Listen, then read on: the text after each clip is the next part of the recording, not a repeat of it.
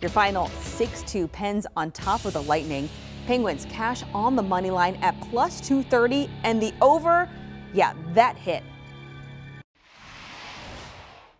We welcome in CBS Sports hockey analyst, my good friend, Alan May. Alan, the Penguins, they beat the Lightning 6-2, spoiling their banner raising and snapping Tampa Bay's 7-game season opener win streak. And they did that without Sidney Crosby, without Evgeny Malkin. Just how impressed were you with their start? I thought the Pittsburgh Penguins were amazing tonight. They were so tenacious and they were hungry on the puck. And no matter where it was, there were 3 players surrounding it, whether it was in the offensive zone, backtracking through between the 2 blue lines. And then inside the defensive zone, I thought they played a more committed game. They were blocking shots, taking hits, making hits, getting the puck out of the zone. They played as a 5-man unit, and they were playing quick.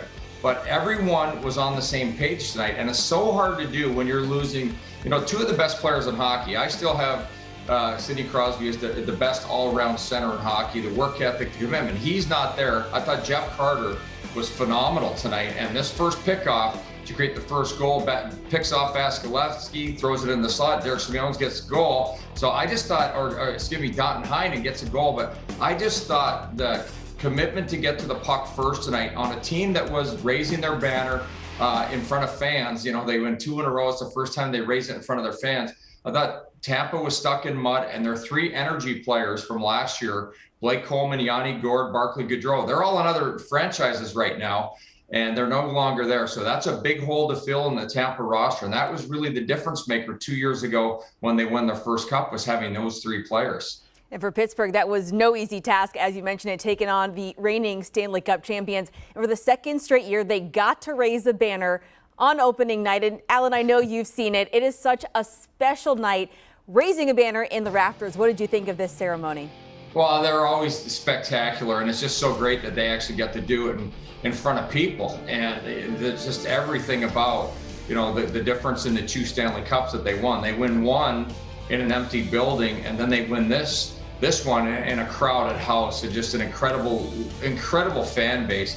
So tonight is probably one of the most special days of all those players' lives. Probably, in the list of memories, you get your first goal, your first game, the guys that are lucky enough to win their first Stanley Cup, and then to raise the banner to be there and see that. That's incredibly special, and every guy in hockey is envious right now.